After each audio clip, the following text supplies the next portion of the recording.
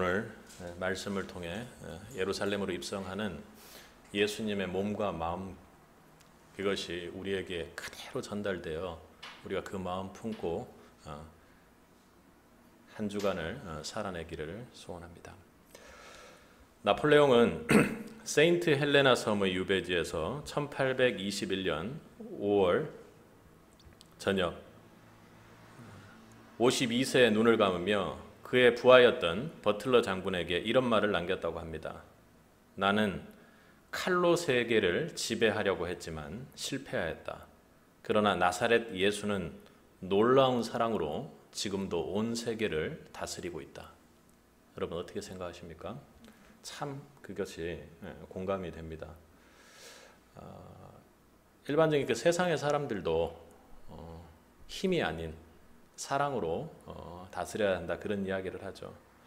저도 이 말씀을 우리 교회와 또 그리고 제가 속한 가정, 그 여러 가지 공동체들을 생각을 해보면 가장 가깝게 아이들을 가르칠 때도 우리가 물론 매도 들고 훈육하기 위해서 하는데 우리의 힘으로, 우리의 생각으로 이 아이들을 양육해 나가려면 그거 쉽지가 않죠, 그죠? 칼이 아닌, 힘이 아닌 사랑으로 아이들을 다룰 때 아이들이 사랑의 순종을 하기 시작하는 것입니다. 예수님께서 주신 그런 말씀으로 그렇게 우리 가정도 다스려야 합니다. 그런데 예수님 당시에도 나폴레옹이 누를 범했던 것처럼 세상은 로마라는 칼이 그렇게 지배하고 있는 세상이었습니다. 유다 땅에는 로마가 임명한 왕 헤롯이 있었습니다. 역사적으로 그들이 어떻게 거기에 와 있는지는 우리가 차처하더라도 예루살렘 사람들은 로마가 임명한 왕 헤롯이 있었음에도 불구하고 팔레스타인 지역에 있는 민중들은 아직도 새로운 통치자, 새로운 왕, 그리고 이스라엘을 이끌어줄 메시아를 기다리고 있었습니다. 오늘은 오늘 주일은 예수님께서 새끼 나귀를 타고 예루살렘의 평화의 왕으로 입성하신 것을 기념하는 종려주일입니다. 예수님이 예루살렘 군중들의 환호 속에서 입성하던 그날, 이스라엘 민중들은 이제 그분이 왕으로 등극하리라는 기대를 가지고 있었습니다. 드디어 입성 행렬이 시작되자 오늘 말씀을 우리가 함께 읽었던처럼 그들은 호산나 호산나 하며 주님을 찬송하기 시작합니다. 그들의 찬송을 들은 예수님의 마음은 어땠을까요? 여러분들이 주님을 찬양하고 찬송하고 할 때 그 모습을 바라보면 항상 기쁘고 즐겁지 않습니까? 그런데 주님을 향해 호산나를 찬송하는 그 예루살렘 거민들, 백성들을 봤을 때 예수님의 마음은 어땠을까요? 오늘 우리는 그 예수님의 예루살렘 입성의 의미를 살펴보면서 주님께서 종려주일 우리에게 주시는 말씀의 은혜를 누리고자 합니다. 우리가 먼저 생각해야 될 것은 첫 번째로 예수님의 예루살렘 입성이 철저히 하나님의 섭리라는 것을 우리 먼저 깨달을 수 있어야 합니다. 예수님의 예루살렘성 입성 사건을 자세히 보면 이건 결코 우연으로 시작된 일이 아니라 하나님께서 놀랍게도 계획하신 그 섭리의 연속이라는 것을 알 수 있습니다. 구약 성경에는 예수님은 유월절 어린 양과 같은 존재로 다시 오게 되실 것을 기록하고 있죠. 예수님은 유월절 명절이 시작되기 엿새 전 예루살렘으로 입성하는 행진을 이렇게 시작하셨던 것입니다. 이 순간은 실로 하나님의 말씀, 하나님의 섭리대로 준비되었던 일들이 그렇게 진행되고 있는 시점입니다. 또 뿐만 아니라 오늘 예루살렘의 입성은 하나님의 섭리가 얼마나 세밀하고 놀라운지를 우리로 하여금 보게 합니다. 오늘 예루살렘 입성 사건은 스가랴서 9장 9절에서 이렇게 말을 하고 있습니다. 시온에 따라 크게 기뻐할지어다. 예루살렘에 따라 즐거이 부를지어다. 보라, 내 왕이 내게 임하나니 그는 공의로우며 구원을 베풀며 겸손하여서 나귀를 타나니 나귀의 작은 것 곧 나귀 새끼니라. 우리 교독할 때 함께 읽었던 부분입니다. 이렇게 예언이 되어 있습니다. 그리고 그것과 똑같이 오늘 본문 11장 1절 2절에서는 뭐라고 하고 있습니까? 함께 읽어보겠습니다. 함께 읽겠습니다. 저희가 예루살렘에 가까이 와서 감난산 벳바게와 베다니에 이르렀을 때 예수께서 제자 중 둘을 보내시며 이르시되 너희 맞은편 마을로 가라.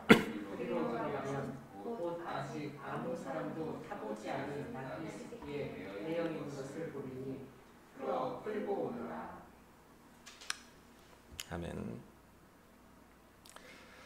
벳바게와 베다니라는 1절에 나온 그 마을은 예루살렘에서 떨어진, 예루살렘이 잘 보이는 아주 가까운 곳에 있는 산 마을입니다. 그러니까 예루살렘의 왕이신 구원의 예수님이 유월절 어린 양으로 오셨습니다. 뿐만 아니라 그 스가랴의 말씀대로 이제는 나귀 새끼를 타고 가시려고 그 끌고 가는 과정이 아주 상세히 기록되어 있는 것입니다. 우리 3절을 이어서 한번 읽어보도록 하겠습니다. 만일 누가 너희에게 왜 이리 하느냐 묻거든 주가 쓰시겠다 하라. 그리하면 즉시 이리로 보내리라 하시니. 그분은 자신이 타셔야 할 나귀가 어디 있는지를 정확히 알고 계셨습니다. 왜요? 그분이 하나님이시기 때문이시죠. 계획하신 그분 하나님이시기 때문입니다. 그분만이 세상의 피조의 만물의 주인이십니다. 그런데 그분이 어떻게 말씀하셨어요? 주께서 쓰시겠다 하라. 하나님의 아들, 하나님이신 예수님께서 계획하시고 이미 준비해 놓으신 그 나귀를 주님께서 쓰시겠다고 하는데 그 누가 거기에 이의를 제기하겠습니까? 우리 3절에서 6절까지를 좀 다시 한번 읽고 이어서 읽겠습니다. 만일 누가 너희에게 왜 이리 하느냐 묻거든 주가 쓰시겠다 하라. 그리하면 즉시 이리로 보내리라 하시니 제자들이 가서 본즉 나귀 새끼가 문 앞 거리에 매어 있는지라. 그것을 보니 거기에 섰는 사람 중 어떤 이들이 가되 나귀 새끼를 무엇 하려느냐 하매 제자들이 이르시되 허락한지라. 주께서 쓰시겠다 하라. 그러니까 모든 것이 허락되는 기업, 여러분 혹시 가지고 계십니까? 이거 될 일이 아닌데, 마음이 괜찮아질 일이 아닌데 하고 훅 하고 여러분이 가진 것, 마음이든 시간이든 물질이든 뭐든지 주께서 쓰시겠다 하라 이렇게 해서 그 말을 듣고 나서 모든 것을 내어준 적이 있는지요? 저도 중고등부 사역을 할 때 참 난감했습니다. 여러분 잘 아시지만 중고등부 사역을 전혀 해본 적이 없는 그런 상황이었습니다. 그때는 모든 것이 어렵게 느껴졌습니다. 참 난감했고 그래서 기도를 했죠. 기도를 해서 어떻게 해야 되냐고 저는 방법론적인 걸 계속해서 주님께 물었습니다. 이 아이들, 저는 어려서 중고등부 시절을 보내본 적도 없고 그리고 찬양 한 곡 모르며 그들에게 무슨 얘기를 어떻게 해줘야 될지를 모르는데, 그러니까 중고등부에서 이들이 중고등부라는 것을 거치면서 무엇을 해야 하는지를 저는 전혀 모릅니다 하고 그렇게 참 기도했던 기억이 납니다. 근데 주님께서 저에게 그 사역 처음 시작이죠. 그때 저에게 딱 주셨던 말이 이 말씀입니다. 주가 쓰시겠다 하라. 내가 쓸 친구들이니까, 내가 그렇게 키워갈 거니까 기도하면서 따라오기만 하라고 그렇게 하셨던 것 같습니다. 근데 인간적으로 생각해도 그 말이 저에게 한번 딱 선포가 되고 나니까 꼼짝을 못 하는 거예요. 그 아이들이 아프면, 그 아이들이 말씀으로 제대로 성장해 나가지 못하면 매번 정말 그 주님의 마음을 품고 울 수밖에 없었던 그런 시기였던 것 같습니다. 그러니까 주께서 쓰시겠다 하라 이렇게 했는데, 그렇잖아요. 나귀가 있는데 주님이 누군데 이렇게 되면서 막 말도 안 되는 소리를 한다고 세상 사람들은 그렇게 하지 않겠습니까? 그런데 주님께서 역사하시면 그 성령의 역사 가운데 주님께서 쓰실 것을 하나님 섭리 안에 그렇게 아주 세밀하게 준비하고 계시는 것입니다. 그러니까 주님께서 그 중고등부 아이들 하나하나, 그 영혼 하나하나에 대한 계획을 이미 가지고 계셨기에 제가 기도했을 때 그렇게 말씀으로 응답해 주신 것이 아니겠습니까? 오늘 나귀를 타고 입성하신 예수님, 그리고 나귀가 아니라 말이 아니라 나귀라고 이야기하고 그리고 나귀 새끼라고까지 이렇게 이미 계획하고 계셨던 그 하나님, 이 예루살렘 입성의 사건을 보면 하나님의 피조물을 향한 섭리가 얼마나 구체적이며 세밀한 계획을 가지고 있는지를 다시 한번 절감하게 됩니다.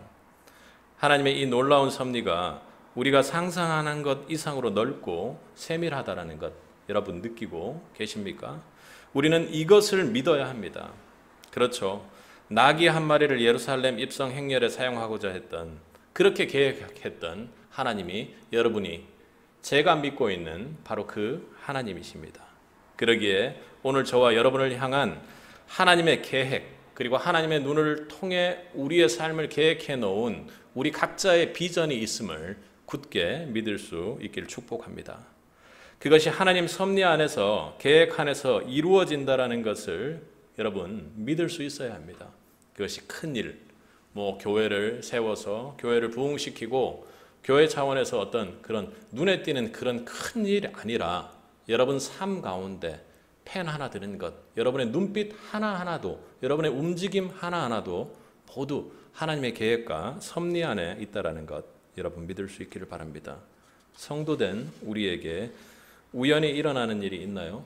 없다고 우리는 고백을 하죠. 그러나 우연을 가장한 필연을 가장하고 우연에 근거한 삶을 살게 되는 것이 우리의 모습입니다. 여러분, 저와 여러분은 하나님의 놀라운 섭리와 계획 안에 있는 하나님의 백성입니다. 믿습니까? 그 믿음이 여러분 안에 은혜로 주어지기를 바랍니다. 그래야 삶이 편합니다. 성도의 삶이 우연에 근거하고 내 생각에 근거하고 아마 이렇게 되지 않을까 의심이 생기기 시작하면 여러분의 삶 자체가 오히려 힘들어지고 다른 것에 의존하게 되죠.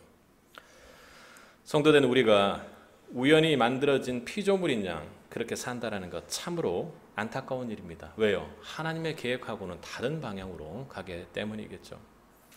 오늘 예루살렘 입성을 위해 새끼 나귀 한 마리를 태초부터 계획하셨던 하나님이 당신의 나라의 백성 되는 저와 여러분을 향해 새롭고 놀라운 계획을 가지고 계실 것입니다. 여러분 믿습니까? 그 계획은 여러분 무엇일까요? 그것이 우리의 소망이 되고 기대가 될 때 하나님께서는 반드시 이루어 주실 것입니다. 저와 여러분의 삶이 하나님의 섭리대로 이끌리고 있다는 것을 지금 이 자리에 여러분 믿고 계십니까? 그렇다면 하나님께서 비전을 통해 나타내시고 여러분에게 주시는 그 음성을 여러분은 듣고 있는지요? 이 놀라운 하나님의 섭리의 목소리를 듣기 위해서 여러분 중요한 것이 무엇입니까?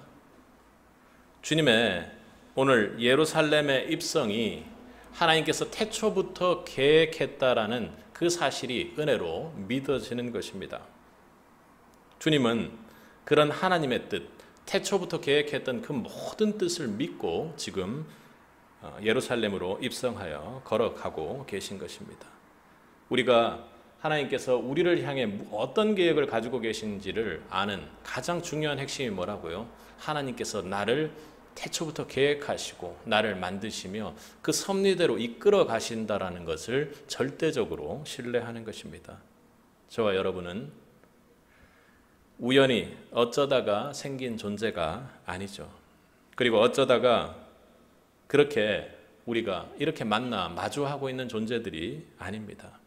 하나님의 놀라운 계획 속에 함께 보내진 존재들이라는 것 여러분 믿고 계십니까? 우리가 이것을 신뢰할 때 우리를 향한 하나님의 그 섭리를 보게 됩니다. 그리고 하나님의 섭리를 듣게 되고 그리고 실제로 그 들음에 순종하여 나아갈 때 우리가 그 하나님의 섭리를 실제 몸으로 만질 수 있게 되는 그 역사가 창조되는 것입니다. 신약의 축복의 말씀을 보면 주님은 우리를 향해 뭐라고 말씀하셨습니까? 요한복음 15장 16절에는 이렇게 말씀하시죠. 너희가 나를 택한 것이 아니요 내가 너희를 택하여 세웠나니 이는 너희로 가서 과실을 맺게 하고 너희로 가서 항상 과실이 있게 하려 함이라 이렇게 말합니다. 그러니까 예수님께서 말씀하시는 것은 내가 택한 거야. 너네들이 나를 택해서 온 게 아니라 내가 계획하고 너희들을 너무 사랑해서 내가 너희들을 향해서 이렇게 택함으로 사랑하고 달려가고 있는 거예요. 근데 그 이유가 뭐냐면 너희와 함께 그 열매를 맺고 그 열매가 쉬지 않고 항상 맺힐 수 있도록 하기 위함이라는 거죠. 주님께서는 우리를 계획하시고 택하시고 부르시고 그 은혜로 말미암아 우리 같은 죄인들이 정말 상상하기도 힘든 놀라운 열매를 맺을 수 있도록, 그리고 그 열매만 맺는 것이 아니라 그 열매가 쉬지 않고 항상 있을 수 있도록 주님께서 함께 하신다고 포도나무의 비유를 그렇게 하셨던 것이죠. 하나님은 우리를 고통 속에, 죄 속에 갇혀 육신에만 살다가 그렇게 사라지게 하지를 않으십니다. 앞서 말씀드렸던 것처럼 하나님이 이 땅에 만왕의 왕으로 오셔서 왕 되신 예수님이 나를 위해 놀라운 계획을 준비하셨다는 그 사실을 믿어야 하고, 그렇게 믿어야 그 비전의 음성이 지금 이 자리에서 여러분에게 들릴 수 있는 것입니다. 볼 수 있으며 만질 수 있습니까? 하나님의 계획이 여러분 안에 음성으로 함께하며 살아서 여러분 삶 속에 섭리하기를 주님의 이름으로 축복합니다. 두 번째로, 예루살렘에 입성하신 주님을 통해 우리는 내 인생의 참 구원자가 누구인지를 분별할 수 있어야만 합니다.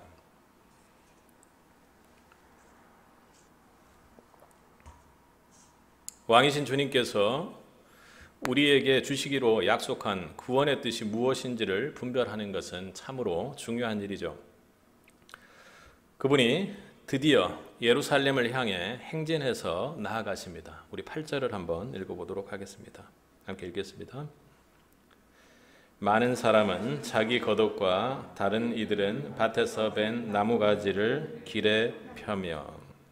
군중들의 이런 행동은 왕에 대해서 우리가 문화적으로 다르다 할지라도 충분한 그들이 예우, 심정을 표현하는 모습이라는 것을 잘 이해할 수가 있겠죠. 그들이 얼마나 왕을 기다리고 메시아를 기다리며 환호했는지, 그리고 얼마나 고통 속에 살았는지를 실감하게 합니다. 그런데 이때 군중들 사이에서 놀라운 고백과 찬양이 들리기 시작합니다. 우리 9절을 함께 읽겠습니다. 함께 읽겠습니다. 앞에서 가고 뒤에서 따르는 자들이 소리 지르되 호산나 찬송하리로다 주의 이름으로 오시니여. 아멘. 이 찬송의 내용은 호산나 시편 118편에 있는 말씀입니다. 어쩌면 노래를 한 것이죠. 이 호산나는 여호와여 구하옵나니 이제 구원하소서, 이렇게 이야기를 합니다. 이제 구원하소서라는 그 히브리어가 호시안나입니다. 호시안나. 그래서 호산나 호산나 이렇게 이야기합니다. 그들은 예수님께 구원의 기대를 가졌습니다. 그런데 이 뜻을 보면서 제가 마음에 가장 왔던, 그들의 심정을 대변할 수 있는 말은, 호산나라를 말이 여호와여 당신께 구하옵나니 이제 구원하소서. 조금 더 실감나게 이야기를 하면 지금 당장 제발 좀 구원해 주소서, 이렇게 간절하게 찬양하고 노래를 했던 것입니다. 그들이 예수님께 어떤 구원의 기대를 가졌는지 알 것 같습니다. 사람들이 예수님 그분께 구원을 기대하는 것, 지금의 상황을 보면 너무나도 당연하죠.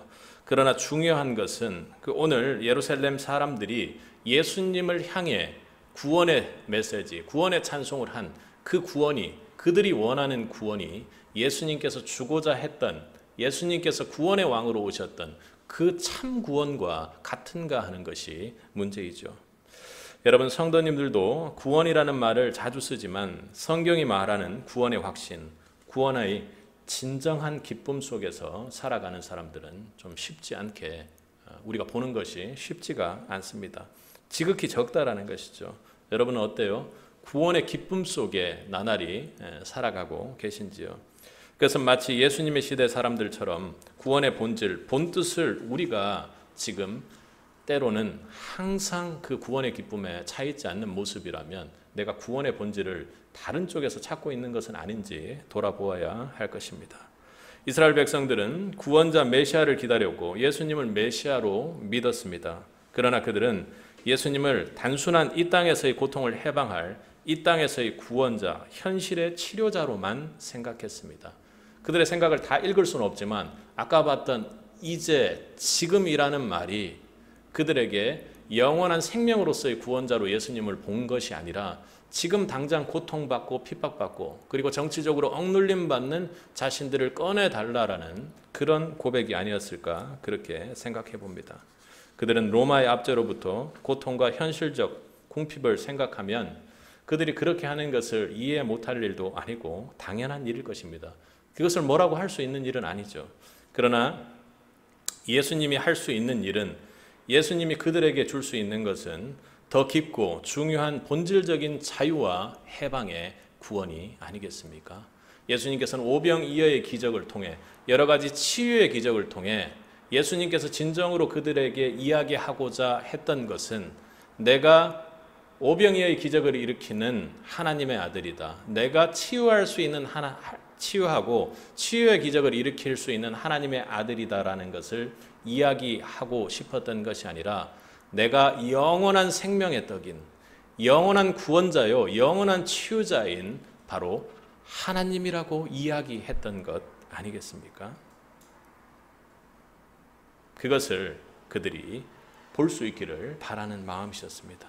그러나 불행히도 이스라엘 사람들은 단순히 정치적인 자유, 이 땅에서의 어려움과 불편의 해소가 먼저여만 했습니다. 그러나 그분은 이 땅에서만의 왕이 아니라 만왕의 왕이며 하나님 나라의 왕이신 참 구원, 영원한 구원의 메시아입니다. 여러분 믿습니까? 마가복음 1장에 여러분 첫 메시지가 무엇입니까? 하나님의 아들 예수 그리스도 복음의 시작이라. 예루살렘 입성 시 주님은 군대를 거느리고 군마를 타고 입성한 것이 아닙니다. 충분히 그럴 수 있는 분이시죠. 그러나 그분은 나귀를 타고 하나님의 섭리대로 하나님의 아들인 참 구원의 메시아로 겸손의 왕으로 만왕의 왕으로 나귀를 타고 오셨습니다. 여러분 그 모습을 상상해 보십시오. 그 모습에 예수님을 봤을 때 여러분이 영원한 구원자, 만왕의 왕 메시아라고 여러분이 눈으로 생각할 수 있었겠습니까? 그들도 당시의 예루살렘 거민들도 이러한 예수님을 만왕의 왕 하나님이라고 알아보지는 못했습니다. 여러분은 예수님을 지금 여러분 인생의 참 구원자로 바라보고 계신지요? 그렇게 믿고 계십니까? 그것만이 여러분에게 생명이요, 그것만이 여러분에게 전부인 그 고백이 되시는지요? 그렇습니다. 예수님은 단순하게 현실의 압박에서 우리를 풀어주는 그런 해결사가 아닙니다.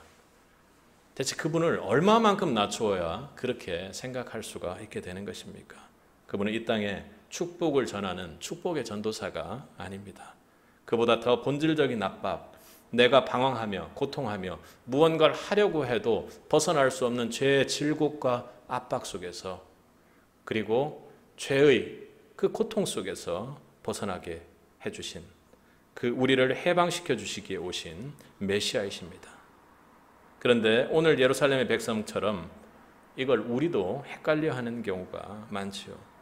당장 안 되면 예수를 원망하고 저주하기까지 합니다. 내가 원하는 내 어려움으로부터 벗어나지 못하면 대체 예수님 지금 뭐하고 계신 것인가 하고 우리가 불평하고 불만하죠. 그것은요, 내가 그분을 만왕의 왕이요 나를 구원하신 복음을 들고 오신 하나님의 아들로 본 것이 아니라 바로 축복의 전도사요 우리의 문제를 해결해 주시는 분 정도로 그분을 낮추어 놓고 있다는 것, 정말로 불경한 죄를 저지르고 있다는 것 여러분 기억하셔야 합니다. 나를 십자가에 못 박으라고 주님께서 그렇게 말씀으로 주시는데 다시 한번 주님을 십자가에 못 박고 있는 누를 범하지 않기 바랍니다. 우리의 예수님을 어떻게 생각하는지, 예수님을 참 구원자로 생각하는지에 대해 돌아보기를 소원합니다. 그러기에 우리는 진정으로 예수님을 오늘 이 자리에서도 죄로부터 해방케 하시고 진리로 우리를 자유케 하시는 분이라는 참 구원자라는 믿음으로 예수님을 예배해야 합니다.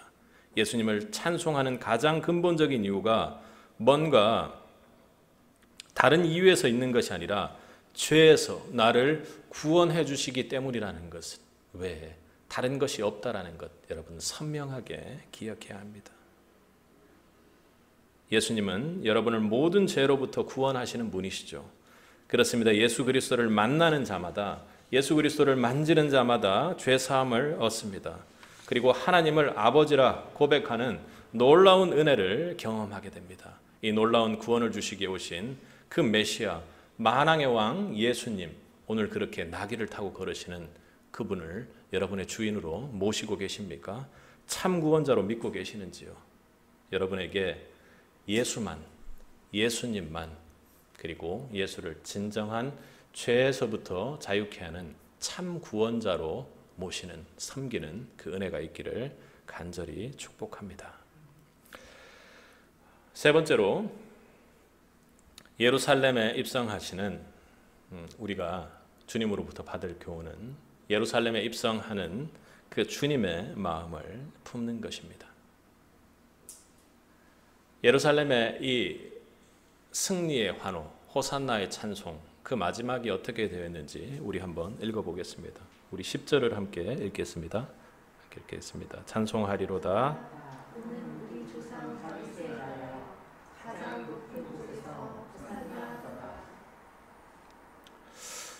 분위기를 생각해 보면 뭔가 예수님께서 멈추어서 어떤 행동을 하시든지 한마디 말씀을 하실 만도 한데 예수님이 그 이후에 무슨 말을 하셨다라는 거 없습니다. 그리고 다른 복음서에도 이렇게 보면 그 이후에 막 성전을 정화한다든지 상당히 아주 예수님께서 강력한 빠른 움직임을 보였습니다. 여러분, 주님이 그들의 호산나 찬송 소리에 기분이 어떠셨을까요? 기뻐하면서 손을 흔들고 계시지는 않았을 것입니다. 주님은 지금 자신을 찬양하고 있는 이 예루살렘 군중들이 예수님이 자신의 기대를 만족시킬 수 없다는, 그리하여 그들이 폭도로 돌변해서 저렇게 찬양하던 입술로 저를 십자가에 못 박으소서, 저를 십자가에 못 박으소서 하며 그 모든 군중들이 예수님을 십자가에 못 박는다라는 그 사실을 이미 알고 계셨을 것입니다. 만약 여러분을 누군가가 그 고통 속에서 죽게 할 것을 알았다면 여러분은 그 사람을 향해서 어떻게 행동을 취할까요? 무서워서 도망가거나 아니면 그 사람을 대적하고 싸우고 미워하고 분투하겠죠. 그런데 주님은 그 사람들을 바라보시면서 그들의 참 구원자가 되기 위해 그런 사람들을 바라보면서 십자가를 향해 걸어가셨습니다. 주님께서 예루살렘으로 들어가셨다라는 것은 자신을 죽이려 드는 사람들을 위해, 참으로 그들을 구원하기 위해 십자가를 향해 걸어가는 발걸음을 떼신 것입니다. 예루살렘의 입성은 십자가를 향한 하나님의 계획이며 그들을 죄에서 구원하기 위한 주님의 사랑의 발걸음이고 고난을 자처하는 주님의 발걸음이셨습니다. 여러분, 예루살렘을 향한 그 주님의 심정을 품습니까? 여러분, 그렇게 지금 마음을 품고 계신지요? 예루살렘의 입성은 사복음서의 공이 그렇게 나타나고 있습니다. 그런데 보면 누가복음에 보면 예수님의 그 특별한 모습이 나타납니다. 누가복음의 주제구절인 누가복음 4장 18절에는 포로된 자, 눈먼 자, 눌린 자를 애통해 하시며 그들을 향해 그들에게 해방을 주시고 자유를 주시는 주님의 복음이 선포되면서 누가복음은 시작하죠. 오늘 같은 본문을 다룬 누가복음 19장 41절을 우리 한번 찾아보도록 하겠습니다.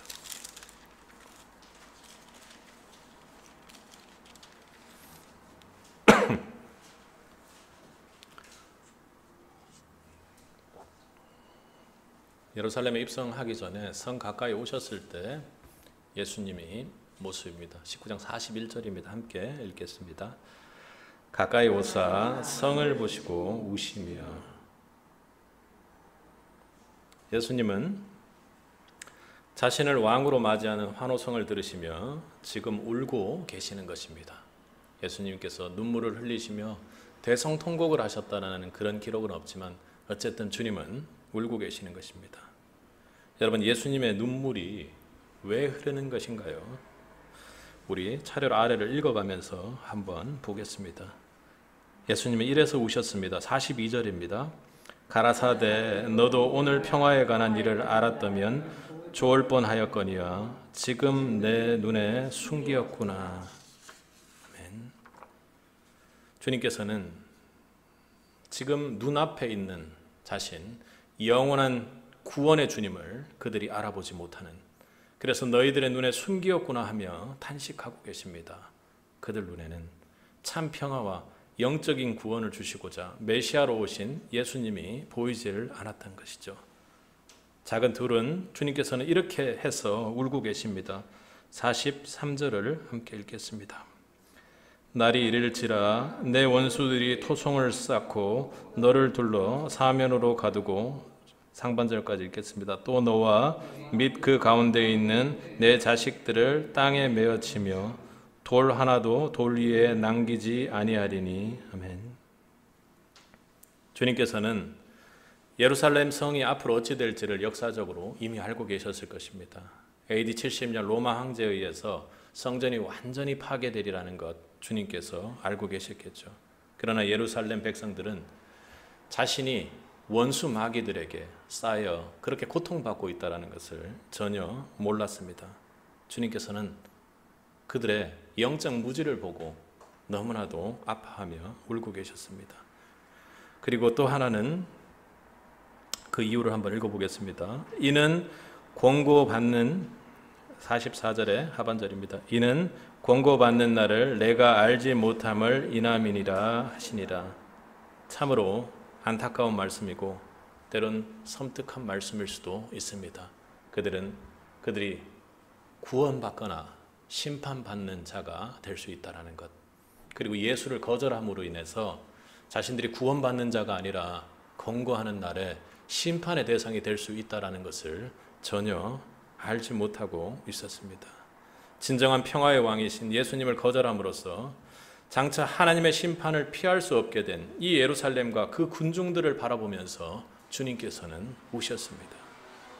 주님은 자신들을 구원하기 위해 온 예수님을 알아보지 못하고 원수 마귀에 둘러싸여 죄로 고통하는 예루살렘 백성, 왕으로 오신 예수님의 백성들, 그 안타까운 백성들을 보고 그렇게 예루살렘 입성하기에 앞서 우는 마음으로 그렇게 걸어가고 계셨습니다. 지옥으로 떨어질 수밖에 없는 잃어버린 예루살렘 백성들을 보고 예수님은 통곡하며 그 마음속으로 통곡하며 그렇게 예루살렘으로 걸어가고 계셨습니다. 예수님의 한 영혼을 향한 애통한 심정을 가지고 주님께서는 지금 예루살렘으로 걷기 시작하십니다.